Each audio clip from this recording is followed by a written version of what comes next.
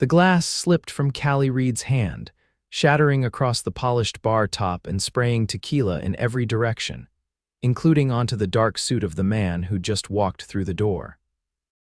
It was Tuesday night at Crimson, the upscale cocktail lounge where she'd been bartending for the past 8 months, and Tuesday nights meant he would come in the mysterious man who always arrived at exactly 11:40 p.m., ordered a neat scotch, and sat in the corner booth until closing time.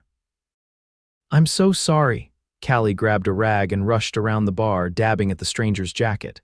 "I don't know what happened, It's fine," the man said, his voice low and measured. He gently took the cloth from her hand. "I've been wearing this suit for 16 hours straight. It probably needed a drink more than I do." Kallie looked up into his eyes, a startling blue that contrasted with his dark hair, and felt her face flush. "Still, I'm really sorry, Mr. Blake," he said. "Blake Zimmerman, and you're Kallie, right?" She nodded, surprised. In 8 months of serving him drinks, they'd never formally introduced themselves. He'd always been polite but reserved, tipping generously but never engaging in the small talk she shared with other regulars. "How do you know my name?" she asked. A slight smile crossed his face. "You wear a name tag." Kallie glanced down at her chest where, indeed, her name tag was pinned to her black shirt.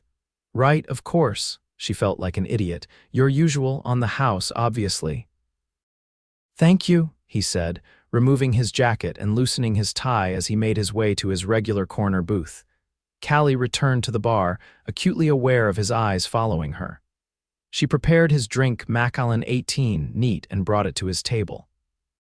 As she set it down, she noticed the dark circles under his eyes. "Rough day?" she asked, breaking their unspoken rule of minimal interaction.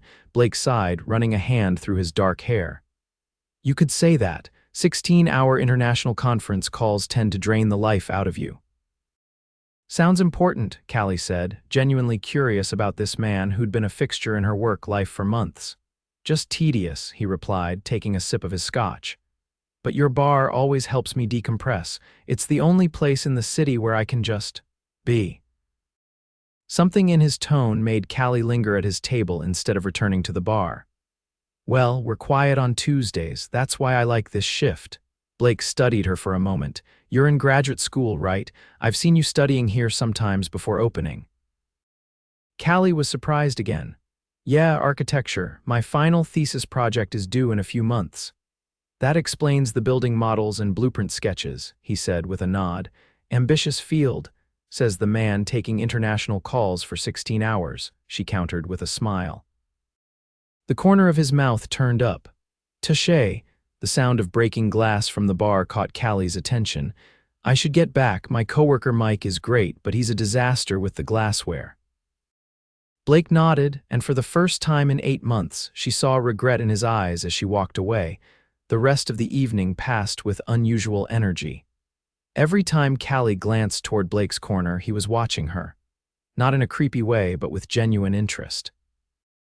And more surprisingly, she found herself constantly aware of his presence, inventing reasons to check on him, to refill his water, to ask if he needed anything else. At 1:45 a.m., 15 minutes before closing, Blake motioned for his check. Kallie brought it over, along with a fresh glass of water. "Thanks," he said, sliding his black card into the leather folder without even looking at the bill.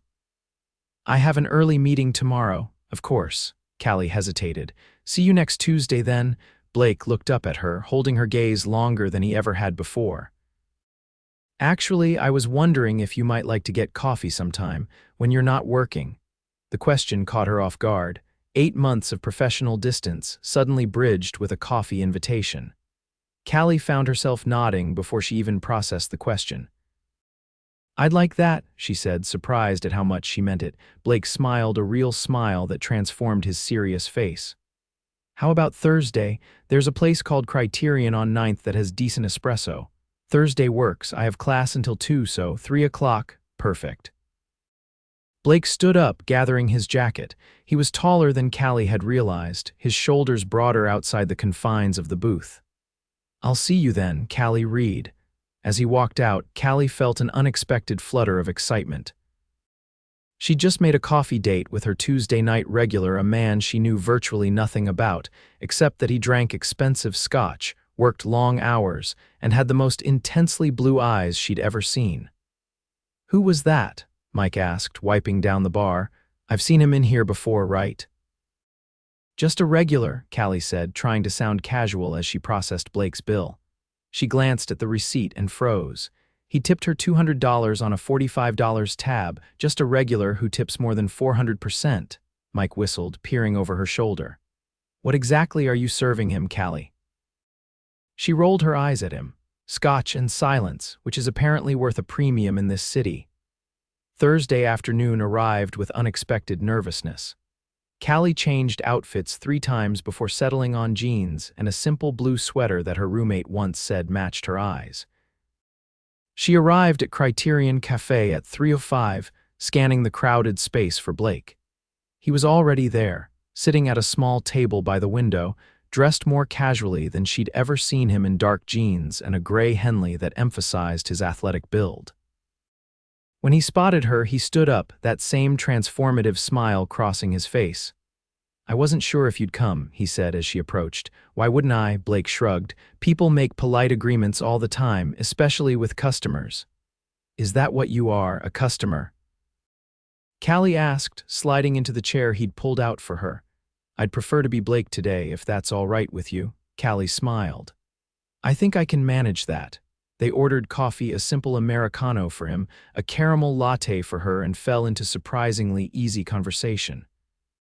Blake asked thoughtful questions about her architecture program, her thesis project on sustainable urban housing, and her career goals. He listened with genuine interest, occasionally offering insights that revealed a deeper knowledge of the industry than she would have expected. "How do you know so much about architecture?" she finally asked. A flicker of something hesitation crossed his face. "I work with a lot of development projects. You pick things up." "What exactly do you do?" Kallie pressed, realizing she still knew almost nothing concrete about him. "Investment management primarily," he said, his tone shifting slightly. "But enough about work. Tell me about your family." Kallie allowed the redirect, telling him about growing up in a small town upstate with her parents and younger brother. How her father, a contractor, had sparked her interest in building design. How she'd worked 3 jobs to put herself through undergrad before getting a scholarship for her master's program. "You're impressive," Blake said simply when she finished. Kallie felt her cheeks warm. "I'm just persistent." "What about you? Where did you grow up?" "Chicago originally.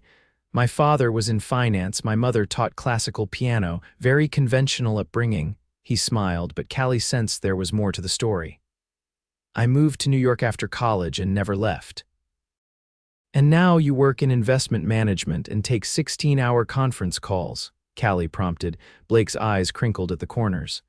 "And now I work too much and drink too much expensive scotch to compensate." "Well, as your scotch provider, I can't complain about that part." They stayed at the cafe for nearly 3 hours, long after their coffee was finished. When they finally stood to leave, Blake walked her outside. "I had a really nice time," Kallie said, suddenly feeling shy. "So did I." Blake hesitated. "Would you like to have dinner sometime?" "There's a restaurant in Chelsea I think you'd enjoy." "I'd like that," Kallie said, a warm feeling spreading through her chest. "But just to be clear, this is a date, right? Not just a networking opportunity for an architecture student." Blake laughed, a rich sound she'd never heard before. "Definitely a date. I've wanted to ask you out for months." "Why didn't you?" "Professional boundaries," he said simply. "You were working. I didn't want to make you uncomfortable." Kallie appreciated his consideration. "Well, I'm not working now." "No, you're not," Blake agreed, his eyes warm. "Can I call you to set up dinner?" They exchanged numbers, and Blake surprised her with a gentle kiss on the cheek before saying goodbye. As Kallie watched him walk away, she couldn't help wondering who exactly Blake Zimmerman was when he wasn't sitting in her bar nursing a scotch. The following Tuesday, Blake didn't come to Crimson. Kallie told herself she wasn't disappointed. They had texted several times and planned dinner for Friday, but she found herself watching the door at 11:40 nonetheless. By 12:30, she knew he wasn't coming. Just after 1 a.m., her phone pinged with a text. "Sorry I couldn't make it tonight. Tokyo markets are a mess, looking forward to Friday. Kallie smiled at her phone, ignoring Mike's raised eyebrows from across the bar. Friday evening, Blake picked her up in a sleek black car with a driver, which seemed excessive until they pulled up to Le Bernardin, one of New York's most exclusive restaurants. Kallie suddenly felt underdressed in her simple black dress and department store heels. "You didn't tell me we were coming here," she whispered as they were led to a prime table. "Is it okay?" Blake asked, looking genuinely concerned. "I should have mentioned it. We can go somewhere else." "No, no," Kallie insisted, though her stomach was doing flips. "It's just very fancy." Blake relaxed. "The food is worth it, I promise." The maitre d' greeted Blake by name, and the sommelier appeared instantly to discuss wine options. Kallie noticed how the staff treated him with deference that went beyond normal customer service. "You come here often?" she asked after they'd ordered. Blake shrugged. "Occasionally for business dinners." "Must be some business," Kallie said, glancing around at the Michelin-starred setting. "Investment management seems lucrative." Something flickered in Blake's eyes, the same hesitation she'd noticed at the cafe. "It can be," he said simply. "But tonight isn't about business. Tell me more about your thesis project." Kallie allowed the subject to change again, but filed away her growing curiosity about exactly what Blake did and how well it paid. Throughout dinner, which was indeed spectacular, Blake was attentive, asking insightful questions and sharing stories that made her laugh. He had a dry wit that hadn't been apparent during his quiet evenings at the bar. After dinner, they walked along the High Line, the converted railway that served as an elevated park. The spring evening was cool but pleasant, and Kallie found herself moving closer to Blake's warmth. "So," she finally said, "are you ever going to tell me what you really do?" Blake looked at her with surprise. "What do you mean?" "I mean that normal investment managers don't get tables at Le Bernardin without reservations, or have drivers waiting outside, or tip bartenders hundreds of dollars." Blake was quiet for a moment. "Would it change things if I told you?" "That depends on what you're hiding," Kallie said honestly. "If you're married, yes, it would change everything." "I'm not married," Blake said quickly. "Nothing like that." "Then what?" he sighed, stopping to look out over the city lights. "I founded Zimmer Tech when I was 26. It went public 4 years ago." Kallie stared at him. Zimmer Tech was one of the largest tech companies in the world. Even she, with her limited interest in the corporate world, knew that name. "You're that Zimmerman, Blake Zimmerman, the billionaire tech founder," he nodded, looking uncomfortable. "That's why I like your bar. Nobody there cares who I am. I'm just a guy having a drink." "And I'm just the bartender," Kallie said, trying to process this information.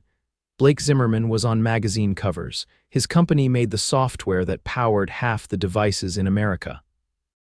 "You were never just the bartender, Kallie," Blake said softly. "You were the woman who made me want to stay until closing time every Tuesday just to watch you work, to see you laugh with customers or concentrate on mixing the perfect cocktail. To listen to you talk about architecture with that one professor who always sits at the end of the bar." Kallie felt warmth spreading through her chest, but uncertainty crept in as well. "Why would someone like you be interested in someone like me?" Blake's brow furrowed. "What does that mean?" "You know what it means. You're you, and I'm a grad student who bartends to pay rent." Blake took her hands, his expression serious. "Do you know what I see when I look at you, Kallie? I see someone passionate, hardworking, and brilliant, someone who makes everyone around her feel special. Someone real in a world where I'm surrounded by people who only see what I can do for them." Kallie felt tears prick at her eyes. "You don't even know me." "I want to," he said simply. "I've wanted to for months." She looked up at him, at this man who had quietly observed her for the better part of a year before finding the courage to ask her for coffee. "So all those Tuesday nights were the highlight of my week," he finished. "And yes, I scheduled international calls around them to make sure I could be there." Kallie couldn't help but laugh. "That's either incredibly sweet or slightly stalkerish." Blake smiled, relief crossing his features. "I prefer to think of it as dedicated customer loyalty." She leaned in closer. "So what happens now that I know who you are?" "That depends on you," Blake said, his hand still holding hers. "Does it change how you feel?" Kallie considered the question honestly. It's intimidating, she admitted. But no, it doesn't change how I feel about you. I just liked having coffee with Blake, who works too much and drinks expensive scotch. The billions are complicated. I'm still that same guy, he assured her. The money just means I have more complicated problems and can afford better scotch. Kallie laughed, and Blake used their joined hands to pull her closer. May I kiss you, Kallie Reed? Her answer was to rise on her toes and press her lips to his. The kiss was soft at first, then deepened as Blake wrapped his arms around her. When they finally pulled apart, they were both breathless. So that's a yes to seeing where this goes, Blake asked, his forehead resting against hers. That's a definite yes, Kallie replied. Over the next few weeks, Kallie's life took on a surreal quality. She was still the same grad student, still pulling shifts at Crimson, still stressing over her thesis project, but now she was also dating one of the wealthiest men in New York. Blake did his best to keep things normal, often meeting her after her shifts for late-night diner food instead of fancy restaurants. He came to her tiny apartment and seemed genuinely comfortable on her second-hand couch, helping her work through difficult design problems for her thesis. For his part, Blake seemed to relax more with each day they spent together.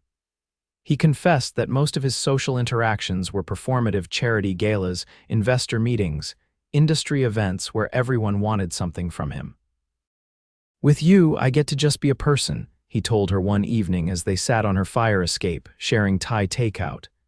Do you know how rare that is? Kallie was beginning to understand. The first time paparazzi photographed them together outside a restaurant, she'd been shocked. The first time she Googled Blake and found articles estimating his net worth at over $14 billion, she'd had a minor panic attack. But the man himself, the one who remembered how she took her coffee and listened intently to her passionate rants about sustainable architecture, that man was becoming increasingly important to her. 6 weeks after their first coffee date, Blake invited Kallie to his home for the first time. She'd been expecting something lavish, but was still unprepared for the reality of his penthouse overlooking Central Park. The space was sleek and modern, with walls of glass and an open floor plan that showcased spectacular views. This is. Kallie trailed off, unable to find the right words. Too much? Blake asked, watching her reaction carefully. Breathtaking, she corrected him. The proportions, the light, the way the space flows. Who was your architect? Blake smiled. Tanaka Associates, they're based in Tokyo. I've studied their work, Kallie said, running her hand along a concrete column. The materiality is incredible. Blake's eyes softened as he watched her professional assessment. Only you would come into this place and immediately analyze the architecture instead of the amenities. Well, the infinity pool is also very impressive, Kallie teased, gesturing toward the terrace where blue water shimmered in the evening light. Blake laughed, pulling her into his arms. That's what I love about you. You see past all of this to what matters. The word love hung in the air between them. They hadn't said it yet, though Kallie had been feeling it grow with each passing day.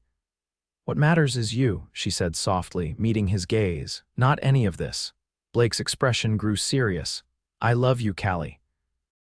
I think I started falling for you the first night you explained the difference between whiskey and bourbon to that obnoxious customer at the bar.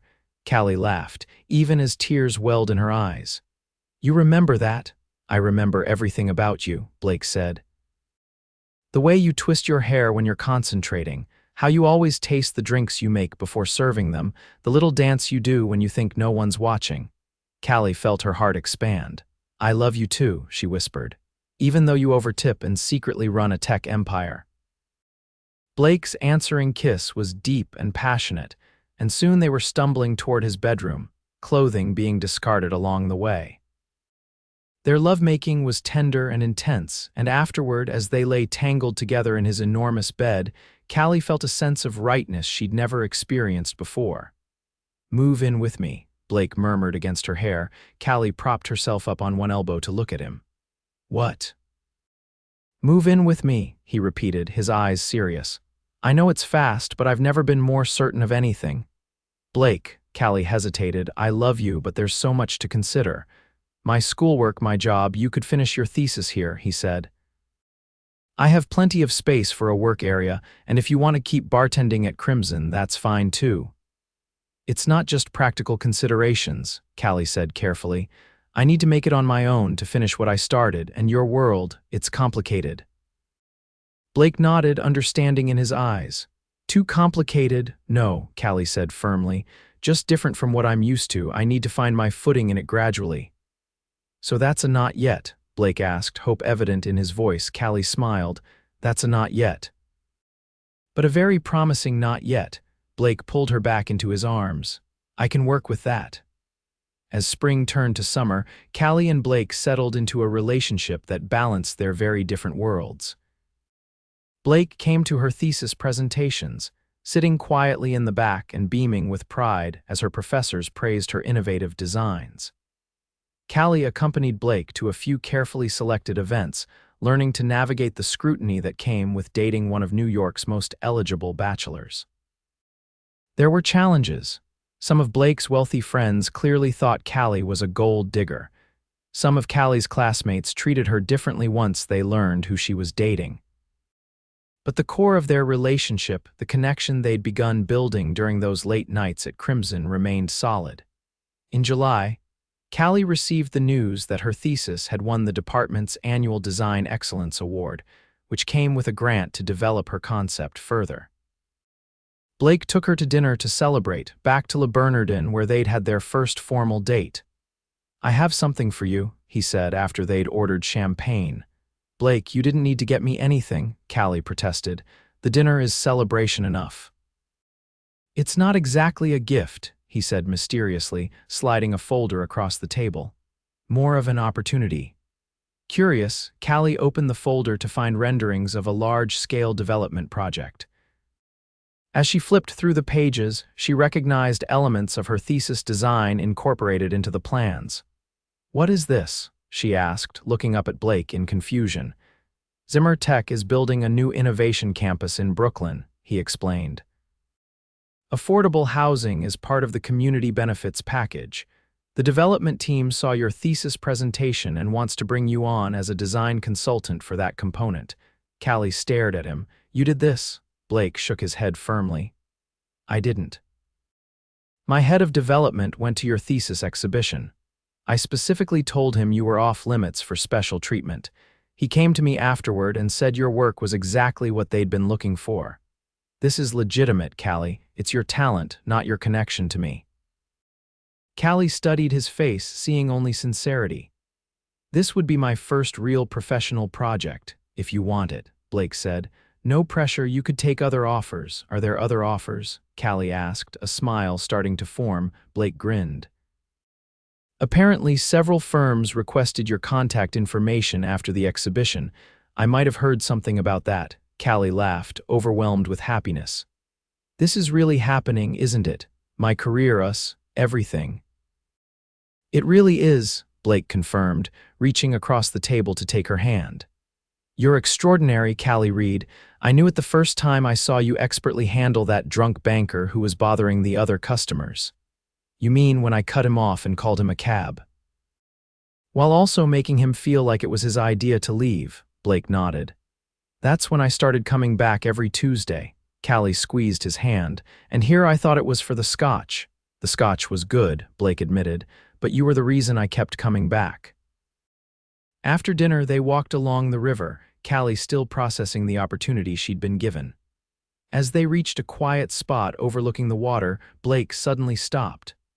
There's something else I wanted to talk to you about, he said, his voice uncharacteristically nervous. Kallie turned to him, concerned by his tone. What is it? Blake took both her hands in his. These past few months have been the happiest of my life. Before I met you, I had success but not joy. I had achievements but not meaning. Kallie felt her heart begin to race as Blake dropped to one knee, still holding her hands.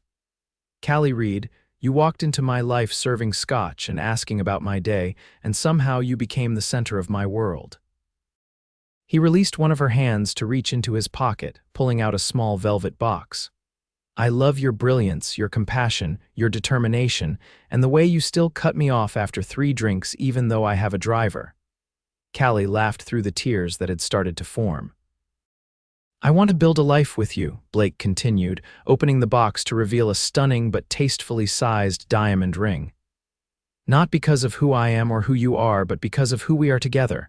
Will you marry me? Yes, Kallie whispered, then louder, yes.